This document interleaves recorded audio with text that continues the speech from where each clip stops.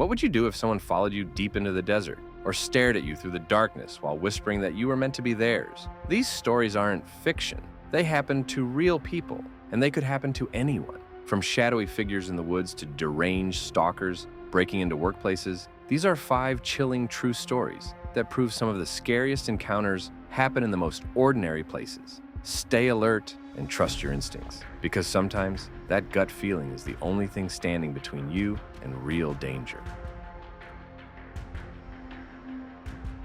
Jordan worked as a bouncer at a busy bar in Portland. It was your typical Friday night.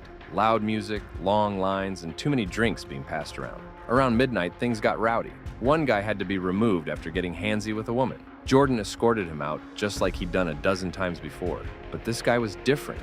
The whole time Jordan was dragging him toward the door, the man resisted. He didn't yell, didn't curse, he just kept glaring. As he hit the sidewalk, he muttered, "You'll see me again." Most guys Jordan kicked out were back the next weekend to apologize. But this guy, he had a look in his eyes Jordan didn't forget. It wasn't just anger, it was control. Like he had a plan.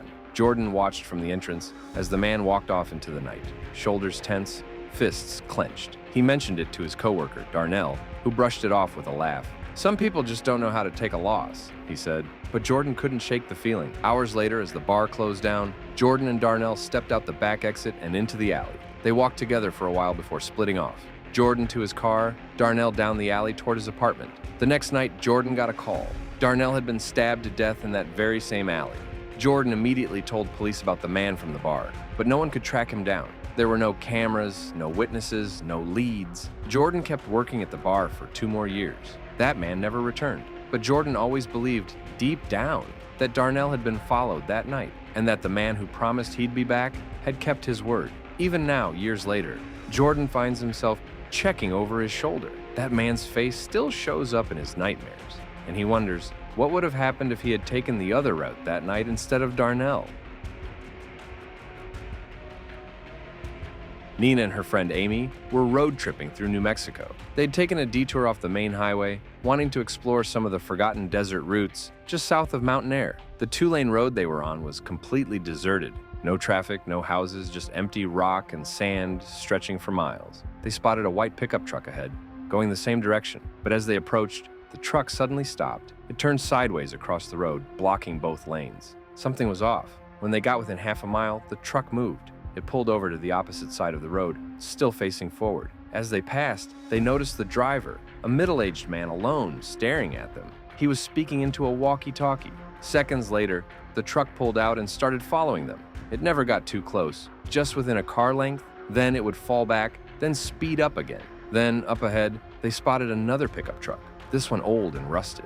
It was moving slowly toward them. When they passed it, they saw another man inside. He was also talking into a walkie-talkie. Moments later, the rusted truck did a U-turn. It fell in behind the white one. Nina and Amy were now being chased by 2 trucks in the middle of the desert, with no phone signal and no other cars in sight. The air inside the car turned electric with fear.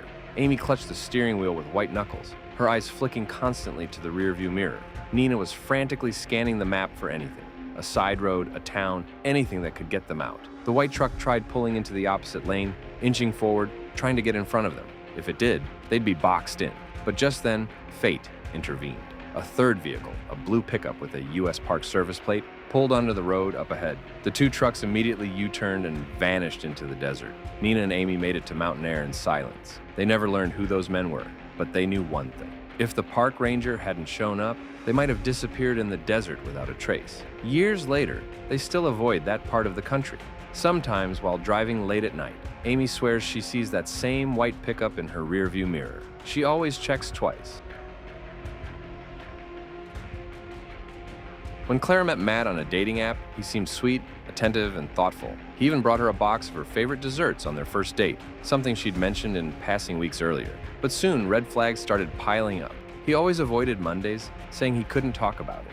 He watched her sleep at night, whispering strange things.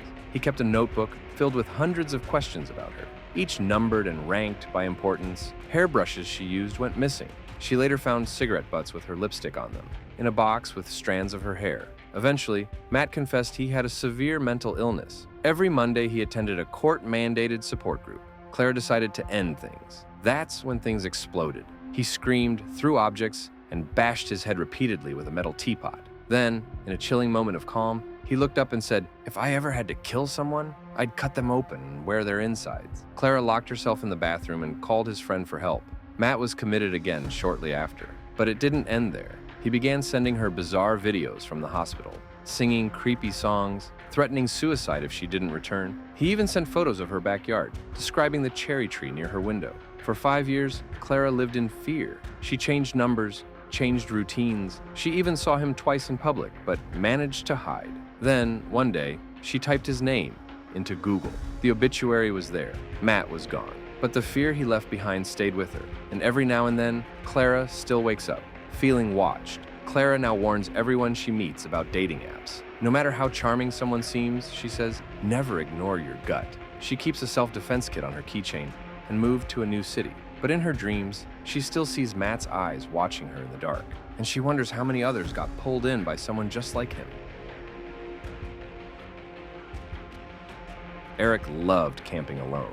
He had a favorite hidden forest spot in northern Oregon, a clearing just large enough for a couple of RVs, far from trails or crowds. One afternoon, he drove out, set up camp, and started gathering wood. When he returned, a man had arrived and was pitching a ragged tent nearby.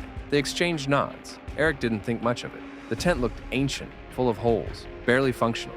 It was weird, but whatever. Eric stayed in his RV for a while, then peeked outside. The man was gone. His tent sat empty. Hours passed. As night fell, Eric began to feel uneasy. He hadn't seen the man return. He walked toward the tent and called out. No response. Then, something moved near the trees. Eric froze. He saw a man, different build, different posture, different clothes, hiding behind a tree, watching. He wasn't sure it was the same guy, and he didn't want to find out. Eric backed into the RV, locked the doors, and started the engine. As he pulled away, he looked one last time. The man was still behind the tree, and the tent? It had probably never been meant for sleeping. On the drive home, Eric kept replaying the moment he saw the figure. His hands were trembling on the wheel. He thought about how quiet the man had been, how deliberate his disappearance was. He had a sick feeling the whole thing was staged, a distraction to keep him watching the tent while someone else moved in closer. He later checked the site online. It wasn't even listed on official camping maps. Eric hasn't been back to the forest since. Lena had been working solo at a roadside coffee stand near Tacoma for over a year. She'd had some weird customers, but nothing that ever felt dangerous. Until Ivan. He appeared just after close one night, silent, standing outside the window with an unnatural grin. She served him reluctantly. He didn't order anything, just small talk. Then he left. The next day he returned. Still no order, just watching, smiling. On the third day, he brought something new, a passport. "You can have it," he said. "I won't need it anymore." Then he whispered, "God came to me in a dream. You're my wife, and you're coming with me." He tried to climb through the stand window. Lena slammed it shut, locked it, and ran. But moments later, she heard the back keypad beep, correct code. The lock clicked. The door slowly opened. A knife appeared first. Then Ivan. Lena screamed. Ivan stepped forward. "You are my wife?" he repeated. But before he could strike, Lena's ex-boyfriend Jonathan, who happened to be visiting, tackled him from behind. Police arrived minutes later. It took 6 officers to restrain Ivan.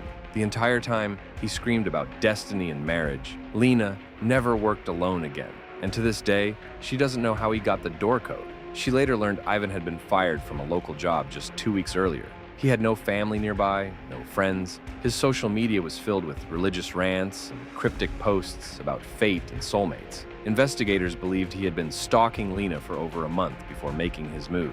She now carries pepper spray and a personal alarm, and every time someone walks up to her window, her heart skips a beat. Because what scared her the most was how normal he seemed the first time she saw him. These weren't horror movies. These were real stories from real people who were lucky enough to survive the unthinkable. Sometimes danger wears a smile. Sometimes it hides behind a tree. And sometimes it looks you in the eye and says, "You'll see me again." Stay aware, stay safe, and remember, if something feels off, it probably is. Thanks for watching. If you have your own story to share, leave it in the comments below. And if you made it this far, make sure to subscribe for more terrifying true encounters.